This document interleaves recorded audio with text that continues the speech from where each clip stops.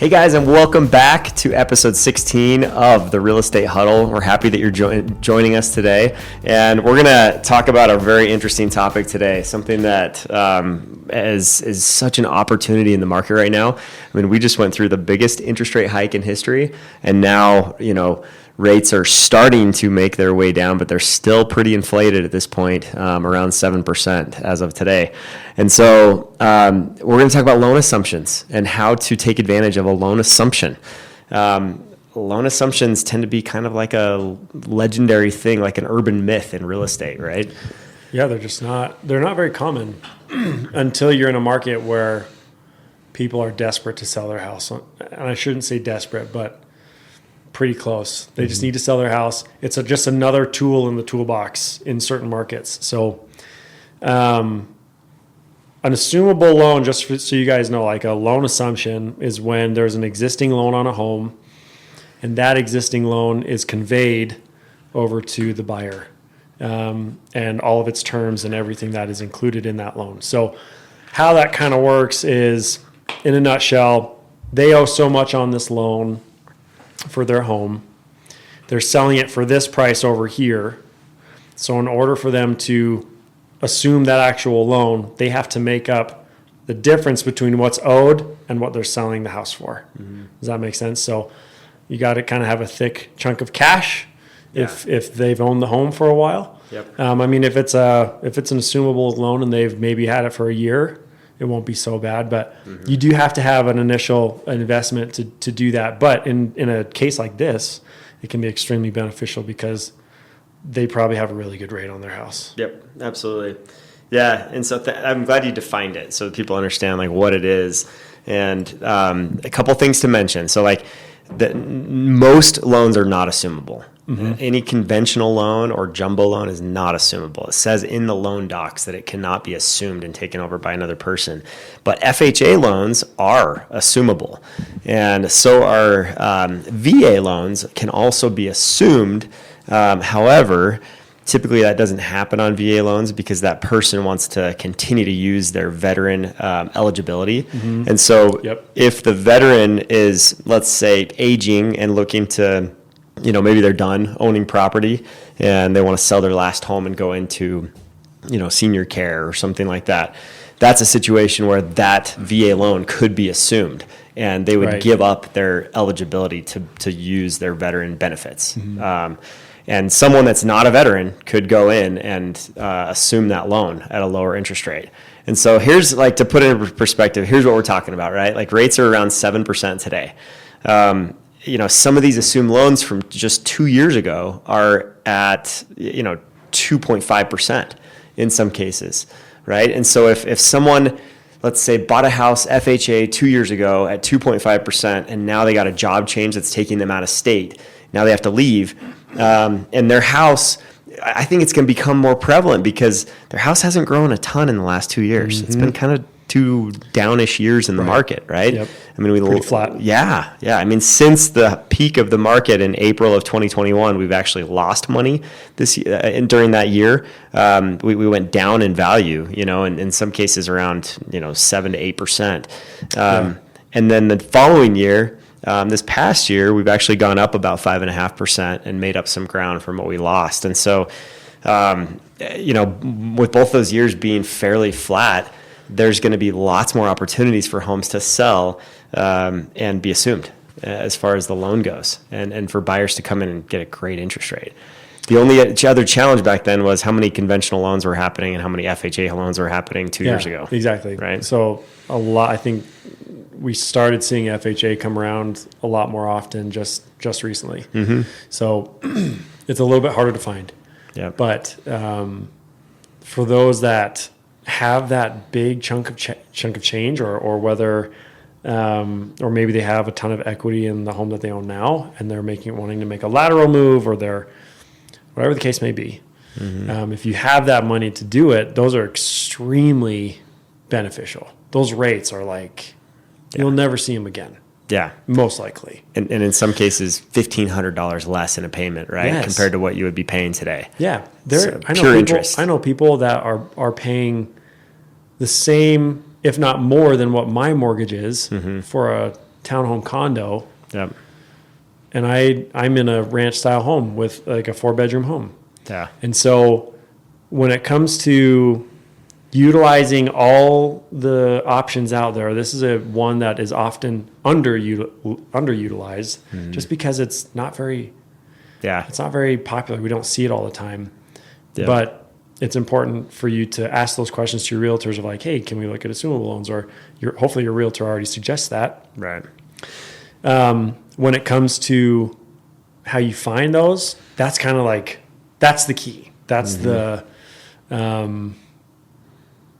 not the hard part, but that's where kind of the rubber meets the road, and how you do that. It's kind of all through the MLS and keyword searches. And it's important for realtors, especially out there who don't know how to do that. It's extremely important that you learn how to keyword search in like private remarks and public remarks and things like that, because that'll find the diamonds in the rough. So you're saying if I'm a buyer, I can't just go on Zillow and find an assumable loan? Probably not. Like, it'd be tough to do, right? Yeah, I don't think there is an option. I personally am not a fan of Zillow, so I'm not on there a ton. So I may be corrected here, but I don't think there's a way that you can really narrow in a search like that on Zillow or Realtor.com or Redfin or whatever. But through our MLS, through the matrix, you can do a lot that you can't do on your own. So if you got a search set up by your realtor should be able to fine tune that search even to the point where you can look up keywords. So in this instance, looking up FHA, assumable, VA assumable, just the word assumable, assumption. I mean, we do this with investors all the time when it comes like TLC, facelift, needs work, all that kind of stuff. Investor special, bring your tool belt, yeah, all the stuff. And it's just like you type in this, comma, space, this, comma, this, and you can make a huge list of keywords that will really fine tune that search. And it's kind of nice because it can supplement maybe the other search that you have that's a little bit more broad. And you can supplement that search that you already have. Right. Just kind of give you an idea of what's really out there to assume. Totally. With a really nice rate. Yep. So like people that are kind of around our age, right? Like don't understand what happened back in the 80s. And my dad's been in the business for forever. So he's told me about the experiences he had, and other agents that are older in our office have talked about that time frame where, rates went all of a sudden from like 8% up to 18% during the hyperinflation days of the 1980s in the U.S. And then the oil crunch and all that just made it worse, And so they had a very tough time back then, but loan assumptions were happening a lot back then. Like that was when it was happening, and people would, loan docs were less restrictive as far as that stuff goes. And so you hear some of the old dogs in our business, right, talking about how they used to do assume loans all the time and stuff like that. But I just closed one last month. An assumable loan, which is the first one I've ever done in 16 years. Yeah. And to tell you how unique it was, I was in a room with a bunch of other realtors. The room was packed, right, for our continuing education class. We probably had 50 people in the room. And they asked, so has anybody ever closed an assumed loan? And I was the only one to raise my hand in the room. And I'd just done it like the day before we closed. And so I was like, yes. I'm pretty fresh. I felt like a unicorn in the room because we had closed one, right? And it's just not common because of, it's kind of like looking for a needle in a haystack sometimes, unless you're super intentional about it. And now that I've seen that it's possible, because it is kind of like a mythical thing. Like you talk about it, but nobody's like, oh yeah, I've done one. I haven't talked to anyone that's done one. It's a legendary people thing. In the 80s. Yeah. And so like now I'm like, man, we need to start looking for this more for our clients and like be intentional about it, because I think those opportunities, because of the lack of growth in our market over the last 2 years, they're going to be more and more prevalent if we can just find some people that are moving with FHA loans. So if you have an FHA loan, oh my gosh, that's why this episode is so important, because I don't think, first, like I said before, I think it slips a lot of agents' minds. we want to serve our clients to the best that we possibly can, using every tool that we can. But this one, like you said, it's like a unicorn. So you don't really think about it that often. I recently we listed a house on Turnstone, our Turnstone listing. They had an FHA loan, and they had 2.5 rate on that loan. And we were going to use it. Some things got in the way to where they couldn't use it quite yet. Yep. And that's something to ask your lender. If you do have a loan like that, make sure you are it qualifies for Assumable and to list that way. There are some things per loan that you got to make sure you have set and in line. And if you're not current on your payments, it's not going to work. That's one of them. Transfer. If you're not up to date, if you're a little bit behind, get up to date because that's really valuable. But what was I trying to get to here? Ultimately, it's not a lot of people know about this. And it's so important to have all the information because this could be the difference maker in selling your house in 2 weeks or selling your house in 2 months. Totally. Yeah. I mean, at this point, like these buyers that just closed last month, when rates were up around 7%, they closed on a 2.5% loan. And I mean, their payment is in the 2s, right? Where most people's payments in the 4s now for the same price.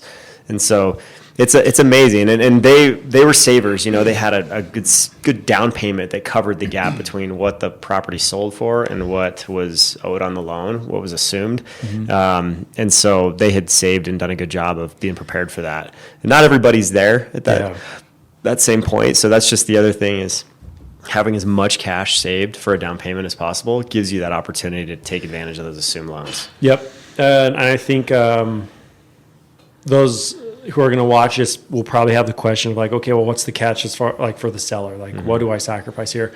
And honestly, you don't sacrifice anything. Maybe time. Maybe that's the only thing. Time, yeah, for sure. Because I knew it 3 months. Usually it takes 2 to 3 months. A little bit longer. Yep. I know it can take anywhere from 45 to 90 days. Yep.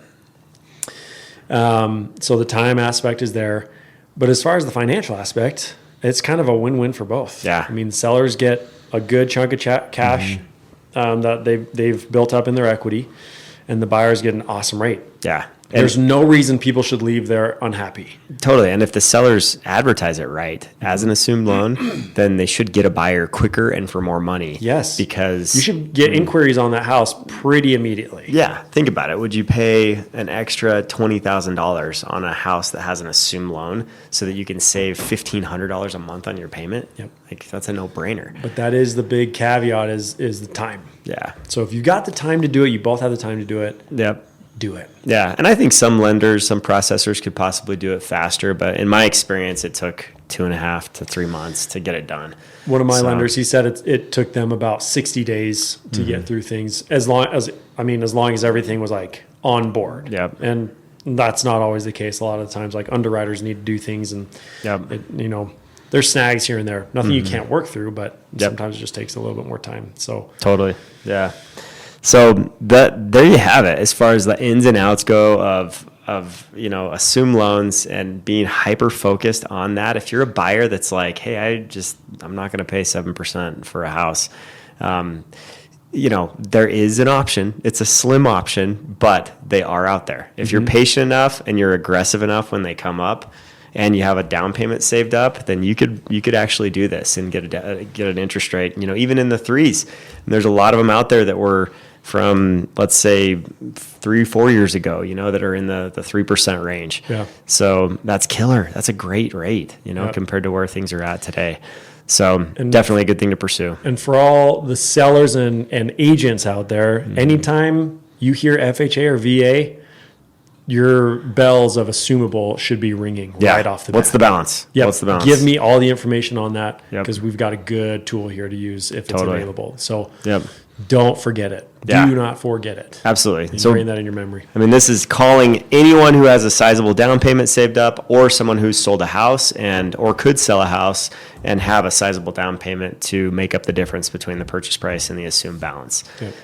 And there are some credit unions that I've heard of that will go in as a second, basically, to make up that gap to a certain extent. Like Belco and Super Credit Union are a couple that I know of that said that they don't have any problem with that. And so you can get some financing to fill that gap if you need to as well.